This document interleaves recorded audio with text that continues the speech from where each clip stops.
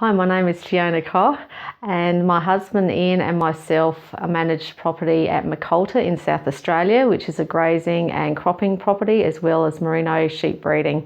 In 2012 we heard Gai Brown speak at a no-till conference in the USA, and we're very interested in his principles.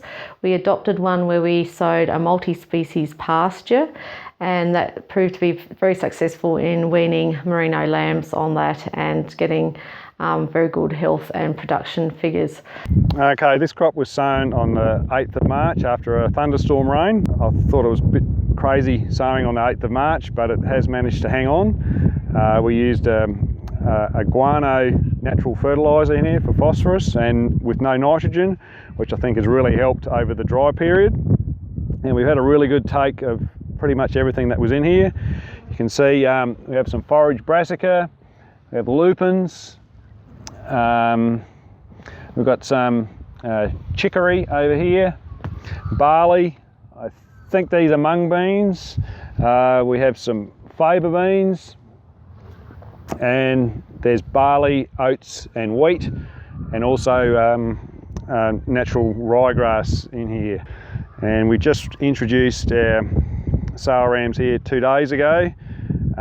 We normally wouldn't graze a crop that early, but because we sowed it in March, it's given us the opportunity to get some extra grazing out of it before we wean our lambs in here in August. We also have introduced guinea fowls to our property, so they're out in the paddocks now grazing and eating snails and millipedes and earwigs and other pest problems. So what we want to do is increase that number, so eventually we'll have in each paddock a herd of guinea fowls which will clean up the insects all during the year. We're also going to continue with our summer cropping program because we can see that our rainfall is slightly changing, where we get more rainfall over the summer period. Okay, when we arrived home from our study trip in November, after a long dry spell, there was approximately about 25 to 30 millimetres of rain, and we decided to just have a go at trying to see if we could get some plants to survive over summer.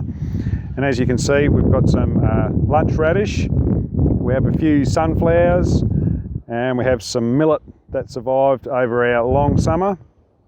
The pleasing thing is we did actually get something to survive right through summer without any irrigation, and we're just trying to get something growing in our soil for as long as we can. So once we've done a bit of experimenting and finding out which plants survive, we're going to try and use all the rain events that we can to have something alive and growing in our soils. One other thing which made us think a lot more about what we're doing is, for over 15 years we've been continuously cropping and using synthetic chemicals and fertilisers, and we found that our yields have actually decreased and our soil microbiology has decreased as well, to the point where it's become unacceptable. Soil fungi levels are okay, but in 2015 we did a complete analysis on some of our paddocks and found that our bacterial levels are far below acceptable. So we want to try and increase our soil microbiology. We're looking at increasing the root structures we have in our soils and the living organisms we have in our soils to increase soil microbiology and soil fertility. Gabe, he's not using any artificial fertiliser on his property at the moment. He's using no growth hormones in his livestock, and he doesn't use any GMO crops. So what we're going to try and do is not become as dependent on artificial fertilisers. We're trying some new products at the moment. Well, they've actually been around for a long time, but we're looking at composted products, grape mark, animal manures and those types of things, and just to see how they go and reduce our dependence on artificial chemical fertilisers.